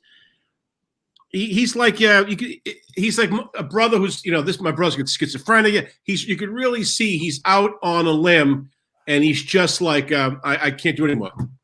I just can't. I'm emotionally. You've taken me to the next point. I just can't go anymore. With that, I thought it was good, and I thought the that pre-ending of Thelma and Louise ending shot. I always thought that was a great show because it's sort of for his world that works for him. Yeah. He's going to go. I mean, wherever it is that he needs to be where he's going to be in that band. It's also Patricia Richardson's screen debut, which is kind of fun. She shows up as a mom to the kid who's like, "There's somebody in the bushes," and she doesn't. Yes, I'm like, wow, child services today. But that's how Patricia Richardson, Home Improvement, makes her entrance into professional acting. I'm like, amazing. I haven't seen. What's the kid's name? Moss Garcia. That kid's name, the little obnoxious kid. Yeah, I remember his name. Guy right there, and she's like, "Oh, no, I can see him too." Well, the way I first discovered this movie was John Waters. John Waters wrote this wonderful essay called "Why I Love Christmas," and I remember him talking about this, and I thought, Jesus, this sounds great! Like this is fantastic, and it delivers. It really delivers. There's a good online interview at Alamo Draft House with the director at a screening. I don't know, like in maybe about 10 years ago, maybe early. I forget it, but and he said that's after the film drifted into obscurity. He said he really thanks John Waters for writing about it and bringing it back to a new audience. So much so that now it's screened and he's flown around the world to screen Christmas Evil. Tracy. I just feel like they screwed up with the title because when I heard the alternate title was "You Better Watch Out," I'm like, that's the title. Yeah. You better watch out. It's like the Christmas horror thing. It's like a threat or a promise. I don't know, but watch the movie. It wasn't just Hallmark that said, no, we got to have actually the word Christmas in the title. I know. Justin? Well, there was, growing up, I remember the Psycho Santa and the sort of Christmas horror movies became such a joke. I remember in one of the Jim Varney Ernest movies, in Ernest Saves Christmas, they're making a Christmas horror movie called Christmas Slay, S-L-A-Y, Christmas Slay. So it was a nationwide joke, I think partly because of Silent Night, Deadly Night. But it's like there's something intrinsically sort of wacky and ridiculous about these movies, no matter how sick and sordid they get. Like, I mean, the idea of this sort of of the murderous Santa is just kind of intrinsically silly. So I think it makes him kind of winning in a way. Well, I'm going to go a little out of order in 1984 and swap the next two. We'll leap over summer '84 and go to early November '84, since we're on a theme at the moment, with Silent Night, Deadly Night, which came out November 9th, 1984, and it created such an outrage that it was yanked from screens. And you say to yourself, well, why, if there are all these others? Because it had the audacity to create a commercial, because this was the launch of TriStar Pictures. This is their first, certainly one of their very, very first pictures. And so what they did that Christmas Evil didn't do, that some of the others did not do, it created a commercial and then bought free airtime during the day, on weekends, during sports shows, during syndicated half-hour sitcoms that kids would come home from school and watch, and they had a commercial with a Santa wielding an axe. And this, oh, God bless the 80s, this made people go crazy. And there were people picketing, and you heard Siskel and Ebert at the top of this show saying how horrified they were, how absolutely morally outraged they were. Meanwhile, they'd done this before. They just had they pushed the envelope by putting it in the faces of kids and their families instead of withholding it.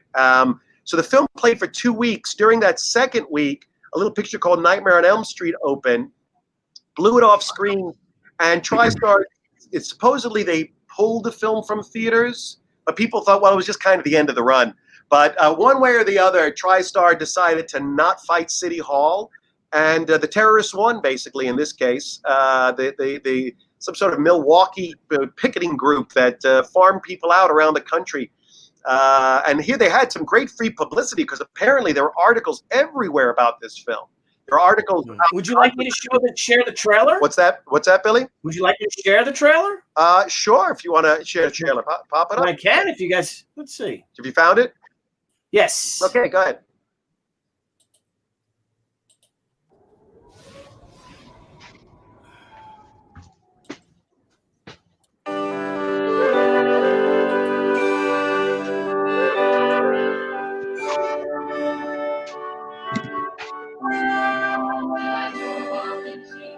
Was the night before Christmas, when all through the house not a creature was stirring, not even a mouse. The curtains were hung by the chimney with care, in hopes that St. Nicholas soon would be there.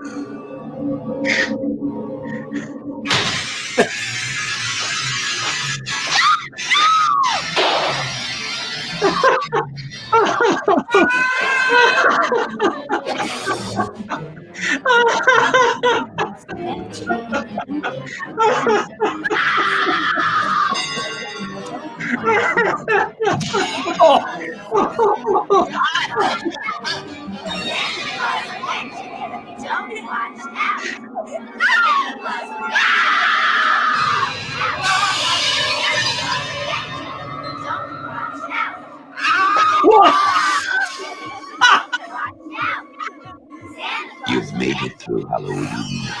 Now try and survive Christmas. Silent night. Deadly night. I mean, an instant classic. Oh, well, thank you. Herrenberg pointed out that the picketing group was called Citizens Against Movie Madness. Thank you, Herrenberg. It's like the Westboro Baptist Church, give you all that great information, all that great publicity. I know. I don't know how they didn't exploit that and make a bunch of money off of it. Go ahead, Tracy. So, here's the thing that's interesting about this to me. It's so they made this for $750,000. They did get it pulled out of the theaters after 2 weeks. It made $2.5 million, killed on video. It was a cash cow for everybody involved. Had they let it play, I think it would have done well. But I think you have to watch this film in the context of when it was released, right? So this is Reagan. This is Tipper Gore putting stickers on your albums. There was this heightened moment of political, kind of religious evangelicals. We need to be heard. We will censor what you're listening to and what video games you're playing and what films you're seeing because this kind of trash is killing America. And you're like, what was fun about revisiting this movie, because I hadn't seen it since I was a teenager, is how freaking violent and sadistic the kills are. Like, they're really grotesque, and I'm not here to defend any of that, but they're effective. But for me, the scene that is disquieting, that is actually really effective, is when you have the psycho in the Santa outfit who sees the little girl, the innocent little girl, right? She's like the girl that Superman would give the cat to in the Donner film, right? He's like, hi. And then he's like, here, little girl, here's an X-Acto knife. And you're like, what's going to happen? And it's just terrifying watching that. And I'm like, there's some disquieting stuff happening there. It's sort of like that moment in The Grinch when little Susie, who comes out and catches the Grinch, and he's like, what do I do? And he gives her the water and puts her to bed. But it's not a Giallo film, because in the Giallo film, the little girl would have been eviscerated. But in this film, she's like, thank you. And you're like, he gives her the only thing he has, which is an X-Acto knife with blood on it. That's all he's got. Justin? Okay, so this movie has a very special place in my heart because my brother and one of his best friends, my brother was 5 years older than me, in the early days of video stores, they were almost letting out VHS tapes on the honor system, almost in a logbook. And you're like, okay, bring it back in 2 days. So they would get Halloween and keep it for a month and watch it almost every day. And they said, as you watch these movies more and more, they get funnier and funnier and funnier because there's all these notes that you see that are just, they're coming, they're ridiculous, they're hilarious. And one of the ones they did it with was Silent Night, Deadly Night. So I heard those lines so many times. So when I finally saw it, I was howling because I'd seen my brother reenact it so many times. And the part where the kid punches Santa, or the part where the cop he's telling the Santa, freeze, freeze, freeze. And he blows him away. It was Father Callahan. He was deaf. I mean, it's like a John Waters movie. But the scene that just destroys me. I heard my brother do it so many times, and it kills me to this day. You better run, boy! You better run for your life! Yeah. The grandfather, that is the most. If anything proves to me that my sense of humor is completely tainted and horrible, it's that scene. It makes me cry laughing every time. And so on YouTube there is a German dubbed version of Silent Night, Deadly Night. And that speech, because everything sounds worse when it's spoken by a man in German, that speech by the grandfather in German, instead of him saying are you afraid? It's Du hast Angst.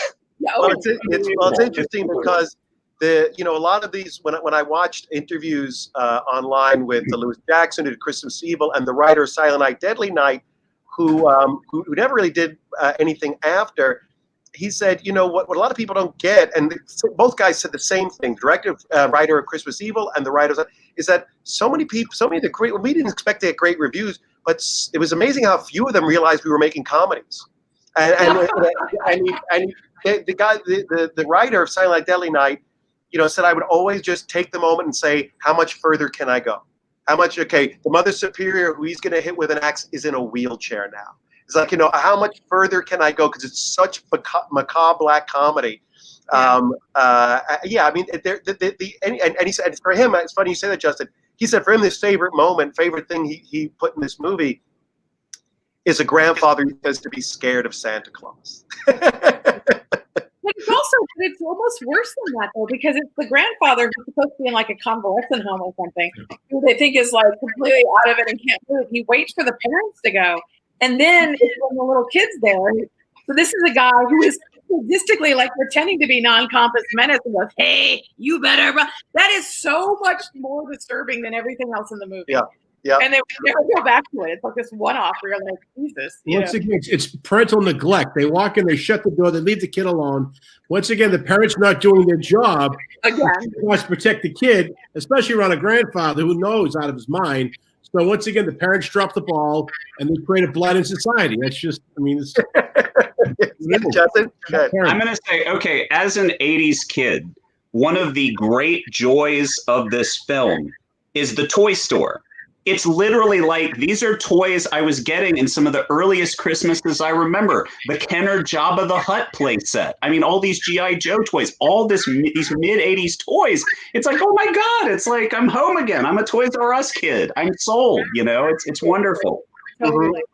No, and the director also, the director had very few directing credits, but he came from a long producing career. He was part of Sun Classics, who made all those movies that even as a kid I knew were terrible, which all those In Search of Noah's Ark and The Lincoln Conspiracy, you know, all these Beyond and Back, basically explored all sorts of what if scenarios of. And I remember getting suckered into going to see some of these in the theater and knowing that they were wretched then. They cut great commercials, but they were pretty lousy. His second unit guy did a lot of the directing of the more horrific sequences because he wasn't as comfortable with the gore stuff. So even though he doesn't claim co-directorship, but but apparently he did a lot of the work on it. And I remember watching this going. It took me a long time to finally see it, about 3-4 years ago, and I was like, wow, this does really keep pushing it. I'm enjoying this more than I thought I was going to. Justin, you want to close out us on this?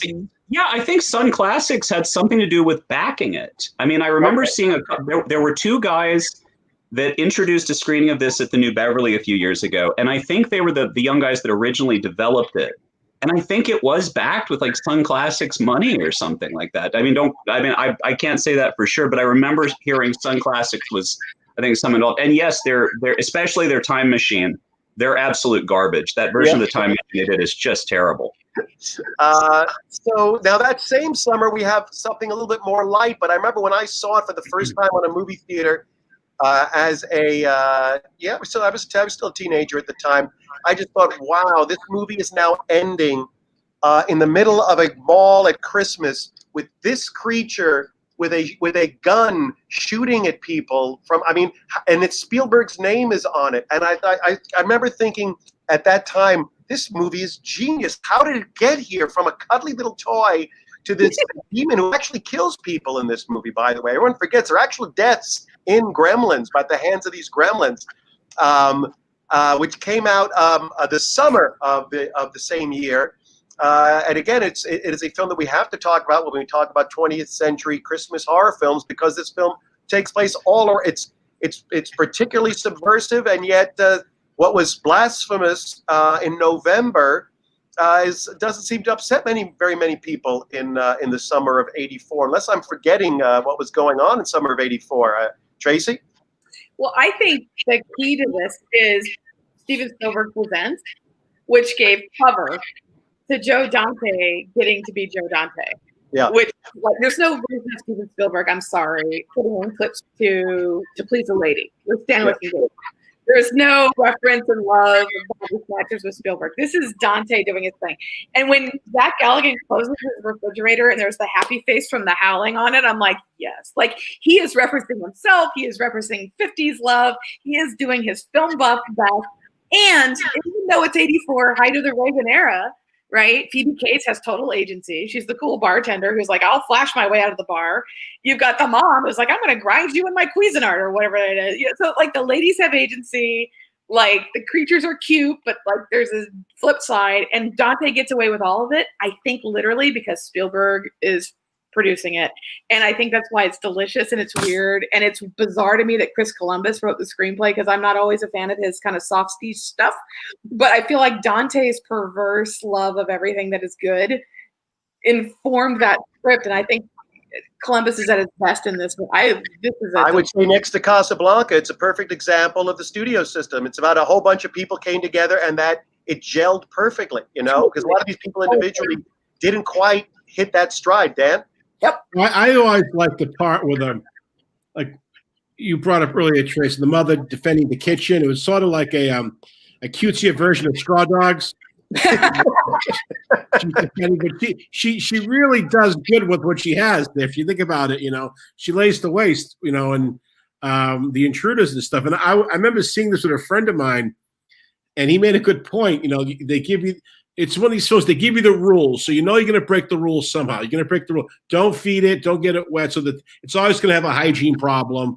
It's going to be hungry, but don't feed it after midnight. My buddy goes, isn't it always midnight somewhere in the world? I mean, if you sold this thing somewhere else, I mean, what is the time constraint? What continent can you have certain gremlins, and how can you feed them? Thank you. That's always my problem when films like End of Days come out. They're like, dude, geez, it's like the end of the world at midnight. I'm like, is that in the Middle East or New York? But in Hawaii, you're fine. You get 3 more hours in Hawaii to figure it out. Thank you. Well, we're going to get to that, I think, when we get to it. Yeah, totally. It's like, what time frame are we talking about? Justin?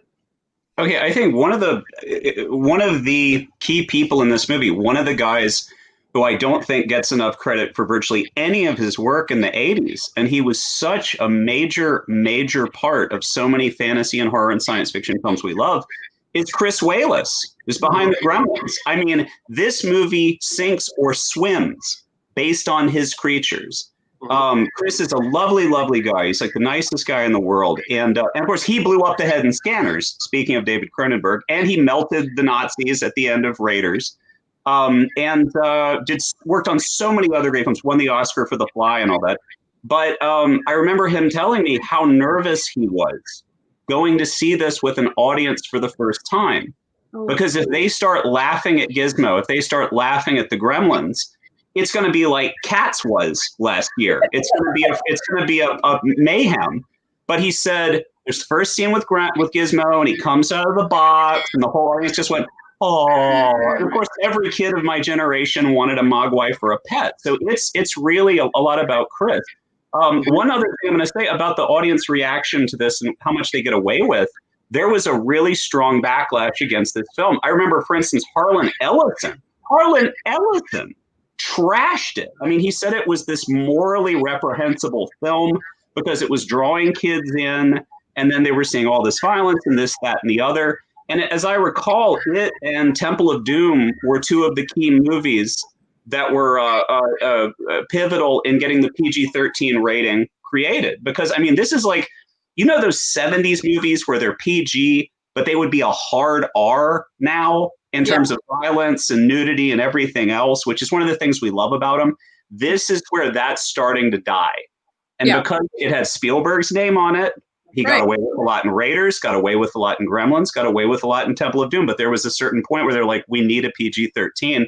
And there was a big backlash against this. But as seeing it myself as a kid, I loved seeing Christmas subverted. I loved seeing it undermined. Like, remember the part where they're playing, what is it? Do You Hear What I Hear? Yeah. Warped on the turntable. I was laughing my ass off. I thought, this is great. Like, I'm loving this. Well, also, can we talk about Phoebe Cates' amazing monologue? The heartbreaking story where she's like, I don't like Christmas, and everyone's like, going off on me. And he's like, why don't you like Christmas, Phoebe? And she has this whole monologue about Dad went down the chimney to give us gifts, and he broke his neck, and he fell, and he died, and there was a smell, and there was my dad, and that's how I knew there wasn't a Santa. You're like that is so heavy. There's no version of Steven Spielberg making that movie. Well, you're right. You know what? Heroinberg points out that Chris Walas won Academy Award for special effects on The Fly. But I have to say, I watched Gremlins 2 not that long ago, and I know there are fans, Wanderer Productions, our good friends at Wanderer Productions, claim it is superior. I don't think it is, and when you watch the commentary track, I don't know that Dante thinks it is. I think it is all at this one pitch. He said he didn't even want to do a Gremlins sequel, and they finally convinced him to. And he said, "Well," and someone said, "What about doing Gremlins in a Trump office building?" And it's all so strident the whole time, but at the same time, there's no real danger like there is in Gremlins, and there's certainly no heart like there is in Gremlins to get you emotionally invested. So, and one of the things that he said was they couldn't get Chris Walas, so they went to Rick Baker. And Rick Baker says, I don't know. I'm only going to want to do it if you let me do my thing. I don't want to repeat another guy's work. And he said, what's weird is we spent more money, but they feel more like puppets in this than they did in Gremlins. And I find that I have this kind of frozen, kind of half smile on my face when I watch Gremlins 2, but I'm never really in the movie terribly. I appreciate moments, little set pieces, but as a film, as a 3-act experience of storytelling, I think Gremlins is the superior film, and sadly I can't get Wanderer. Maybe we'll talk about it over cigars and debate it. But Justin, and then Tracy. I was going to say I've periodically had some really interesting conversations with John Hora, that shot a bunch of Joe's movies. He's the cinematographer in a bunch of Joe's movies, and he shot Gremlins. And I think he did a beautiful, beautiful job. It's a dark, dark-looking film. It's very dark. It's very night-bound. And, Joe's such a huge fan of Mario Bava, so you've got lots of, like, the Mario Bava gels and things. But one of the really interesting things John pointed out to me was, he said Joe would tell him how much he hated Christmas. I kind of hate Christmas myself, so I can appreciate that. But it was sort of his revenge on Christmas in a way. And I like that. But John, the funny thing is John loves Christmas. So it was like, he'd kind of be like, but Joe, he's sort of like, trying to defend it. But yeah, you can tell it's done by someone that really doesn't like the holiday. And not that I blame him. Mm-hmm. So we're going to, we're a part of, Tracy, go ahead. Yeah, no, I was just going to say also what's interesting to me about this is that there's still something about that early 80s or mid 80s as we're approaching it, this kind of film, right? This is clearly the universal backlot. So we've got the square we know from Back to the Future, and then we have the street that we know from everything. And of course, Joe Dante himself would reuse again in The Burbs. So what's interesting, if you're a Joe Dante fan, you're like, he's, warming up for The Burbs, same houses, you see the same street. But there was still an artifice, like when we're in Chinatown where we find the Mogwai or whatever, we're on a backlot. And there's something that I don't know because it's probably my age, but watching this now, older, there's a charm to Joe Dante as late as 1984 made a studio picture that is clearly shot on a backlot with an artifice, but yet it brings it in as it subverts Christmas as a holiday. And Spielberg gives him this protective umbrella to do these little subversive, kind of sadistic, weird, creepy things. That I think it is what you said, Steve. It's the best of the studio system as it was dying. Yeah, yes. Justin? Want to throw in one other thing. I got to give a shout out to Dick Miller. I mean, Dick Miller is like one of the greatest character actors who ever lived. A lovely, wonderful man. And Dick's birthday is Christmas. Wow. And when I asked Dick about it, he goes, "Yeah, when I was growing up, I thought they were celebrating my birthday." God rest his soul. He was a wonderful horse, and he's fantastic as Mr. Futterman. Goddamn foreign TVs. I knew we should have bought a Zenith. Mm-hmm. Love him. Absolutely. I can't believe Dario Hernandez is asking us if anyone on this panel is a fan of B-horror movies. That's all we're talking about is B-horror movies. Yeah. Can I give a shout out to the Ginger Dead Man? I have a real thing for The Passion of the Crust. I think that is a underappreciated masterpiece. Which film? It's Ginger Dead Man. I think it's 2, Passion of the Crust. Yeah, somebody had brought that up. Yeah, Dario had brought that up earlier. Yeah, so well, here's the thing. There's quite a lot of Christmas horror in the 21st century, and it's definitely of a different mind. You got Santa as a killer defender against Krampus and all this stuff. You got a lot of stuff going on, but our cutoff is 1999 on this show. We'll do that. There's quite a lot of quantity as you get into the early and mid early 2000s and the teens, but we want to do our cutoff. Jack Frost was a picture that I want to go into one more. Dan, you had something you wanted to say. No, I just stretching my arthritic fingers out. That's all. All right, but I wanted to go into one more killer Santa movies, or shall I say, not necessarily a killer Santa movie, but a movie where Santas are killed. That would be 1984's Don't Open Till Christmas. Now look at this poster. This looks like a crappy poster from 1971. I'm really shocked that this is 1984, but this is 21st century distribution, a British shot, and it says a gift from the people who brought you Friday the 13th. I looked through the credits. I don't know who in this movie had anything to do with Friday the 13th, but clearly Catering. I think the catering or the gaffer or the second AC had something to do with Friday the 13th. Don't Open Till Christmas took about 2 years to make. There were a lot of makeup effects. They did Pino Ferrante, who was the makeup effects guy who did a lot of Euro horror, a lot of Argento, most notoriously the banned film Anthropophagus. And it was directed by, at least it started to be directed by Edward Purdom, who plays the detective from New Scotland Yard. Only I think at some point he either got offended or was taking too long, and 2 other directors were used, usually people from the crew. I think the editor had a quick stint of failing as a director, and then someone else came on. But I just was really amazed. I'd seen it years ago on a bargain DVD box set of drive-in movies from Mill Creek, and I watched it again, and I was just like, there's something about and the more reviews you read, they're sleazy. There is not one review that doesn't call this movie sleazy. It kills off Santas by the dozens, apparently. The heroine is a woman who works, behind the glass in a porno in a strip shop. She ultimately actually becomes the heroine of the film. She is not killed. She saves the day. There isn't anything, any corner, any nook in this movie it doesn't just make you feel filthy the whole time you're watching it. Anybody disagree with me or agree with me on this? It's great. Yeah, agree with you wholeheartedly. And it has, again, with the taglines. The tagline absolutely killed me. It goes, was it Edmund Purdom knows that there are only 3 more killing days left before Christmas. So it's like, how can you not love this movie? I mean, Santa gets his willy lopped off in a urinal.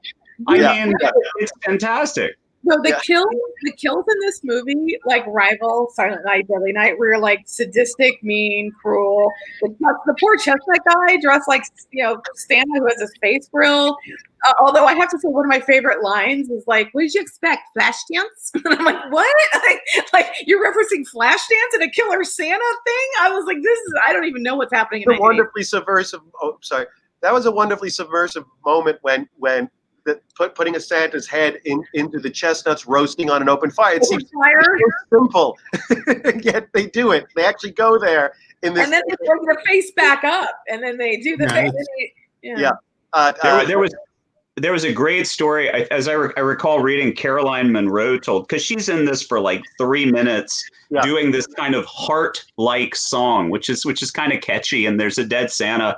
And apparently, I remember her saying something. She goes, only when I got on set did I realize just how scurrilous the whole thing was. They were lower than I expected. And so she leaves the stage. And the first thing she does is goes and calls her agent and goes, the second you get the check, cash it. And he did. And it cleared, but it's got that, it has this sordid vibe, like a 70s shot in New York City porn movie. Yeah, it does not makes feel you feel dirty. Yeah. It's like Travis Bickle would go see it and go, "Oh God, I can't do it." He would last 10 minutes. You know what it is? It's like Miss 45 filthy. Yeah, it's like Abel Ferrara was killing. It's like Abel Ferrara is like, okay, I'm gonna outscuzz hold on a second, Justin. Hold on, Dan, go ahead. No, I get the feel like Tracy. It's like if Abel Ferrara made a film about killing priests. Certain parts of society hold Santa up, and esteem priests and people of the cloth, and just having them, it becomes very cathartic seeing that in a lot of ways. I think it's for the secular crowd this movie's made.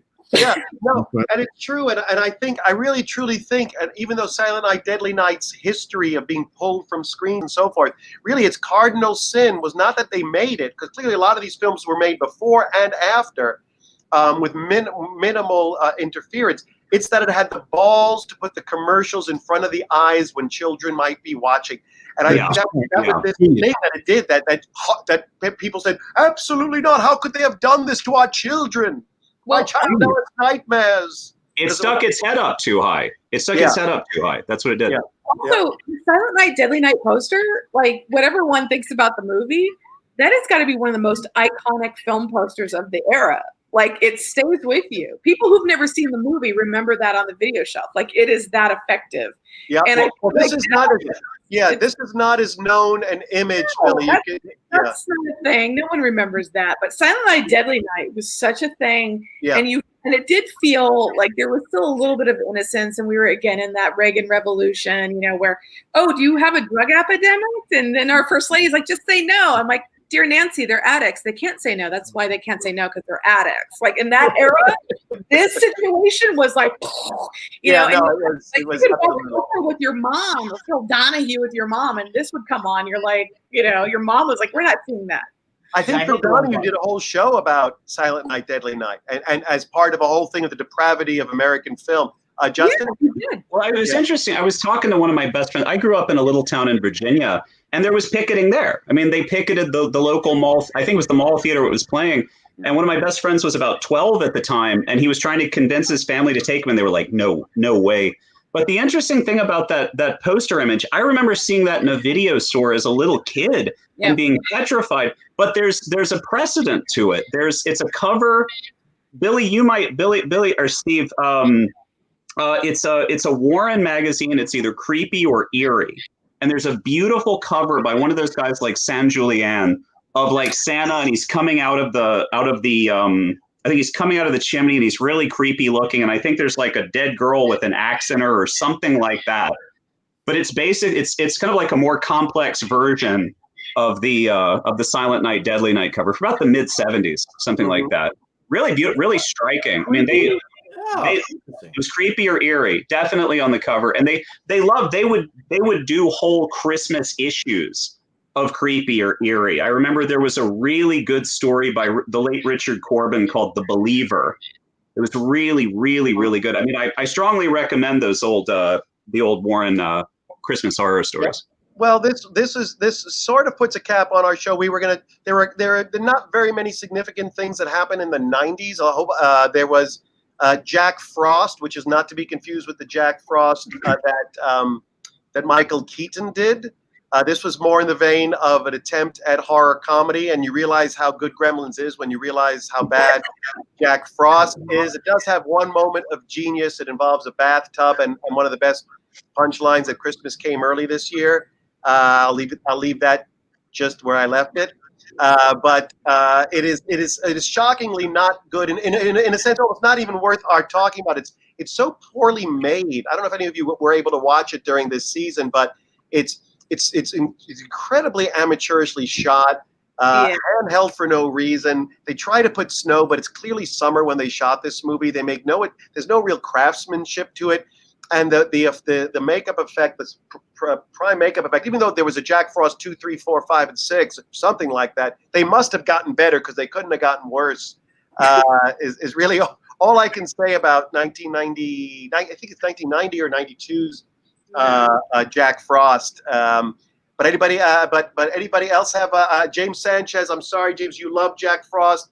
I can't say that I did. And if there's anyone who wants to challenge my opinion of in one of these 4 screens, feel free to. Hey, there's the cover. Wow, that's a dark cover. That is a freaking dark cover, Billy. Dude, good pull, Justin. Yeah, really good call. Yeah. The master never sleeps. Well, I got to say on that image, I would say that I think that would sum up what we've been talking about, what we just saw on the cover of Creepy Magazine. Billy, do you want to? I of course want to thank our guests, but Billy, do you want to close us out here? Yes, guys, this was wonderful. It was a trip down memory lane. A lot of fun stuff of us as when we were kids, and some of the movies really scared the hell out of you. And a lot of them just made us laugh with delight, and we can quote them to this day, like Justin does. Mm-hmm. You better run, boy! You better run for your life! No, this was terrific, guys. Thank you all again, as always. Just another, informational, educational, and enlightening episode of A Century of Horror. Yes, and maybe Steve, we could start, doing these more theme-like things, and maybe we can talk winter. We'll talk that over again, and we'll figure out what our next. We do have to continue with our forward drive through. Thank you, Wanderer. I'm glad you enjoyed the show. We did our best, and in some cases, even better than our best. So our worst. Or our worst. But I want to thank you all. Christmas Horror. Thank you, Billy, for the suggestion of this special edition of A Century of Horror and for hosting it for all of us. Tracy, Justin, me, Dan, as we say. Thank you for guesting for us and bringing the sleaze where we needed it. And Billy, and a Happy New Year to all of you. Indeed. Well, guys, we're going to take it out. I want to thank everybody.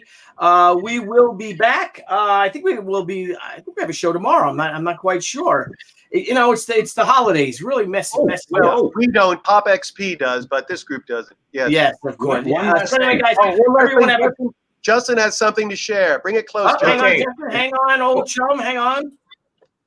Okay, this is a photo I took of a Christmas card received by none other than Todd Browning.